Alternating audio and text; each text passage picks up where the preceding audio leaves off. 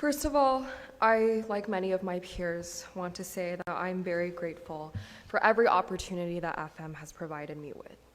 However, to love a community is having the courage to speak when that community needs to change. And to start, I would like to share some messages I have sent to my closest friends in the past 2 years. 9:35 a.m., March 30, 2022. I just feel numb, nothing, a void, like a clean stretch of water, like I'm floating in it, forever floating. 11:49 p.m., June 21st, 2021. I feel like my depression has been getting worse. I laid in bed today, sad until 5 p.m. 9:37 a.m., March 30, 2022. I just want to be okay again. Too much grief.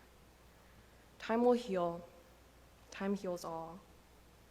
I know it does. In summer of 2021, I was diagnosed with clinical depression and anxiety. I do not even remember the amount of times that I did not want to be alive. But the reason I am standing here today, sharing this information for the first time to an audience, is not to ask you for your pity. And neither are any of my peers who are speaking before you today. We are here because discussion of mental health and the safety and support every student deserves and needs is long overdue. It is a school district's most basic responsibility to protect its students. And the tragic loss of our friend Jay proves that this responsibility was not fulfilled to the best of its ability. Jay's death was not in isolation.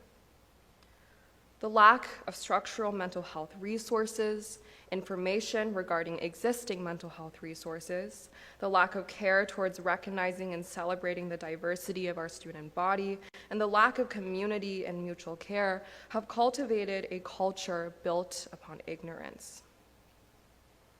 In a survey conducted by FM Diversity Coalition in 2020, 56% of the hundreds of respondents stated that they do not have a space at school where they feel safe, where they feel supported, and can freely express themselves. And it comes to no surprise that most of these students are students of color, LGBTQ+ students, and other marginalized groups. The students who are part of this 56% are not statistics.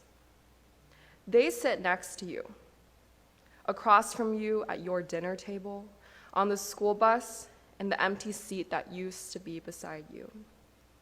These are your children, your friends, your classmates, and your siblings.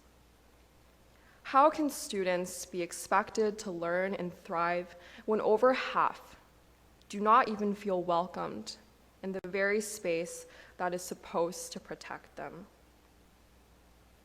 We are raising a generation accustomed to grief. And despite the anger, despite the fury that we rightfully feel, I am not here to berate anyone. This is a time of unity. So often we speak of community, of beauty and excellence, but it is moments like these that test if we are true to our words. The solution is right in front of us. From what my peers have stated, licensed mental health professionals, training programs for parents and educators, more information so students know when and where to seek help. There is no reason for anyone to claim that there is no opportunity for change. I, along with the rest of the student body, are eager to engage in introspective dialogue for change, structural and intersectional change, with the Board of Education, with parents, and other members of the community. May we honor Jay Liu and all he has selflessly given us. Thank you.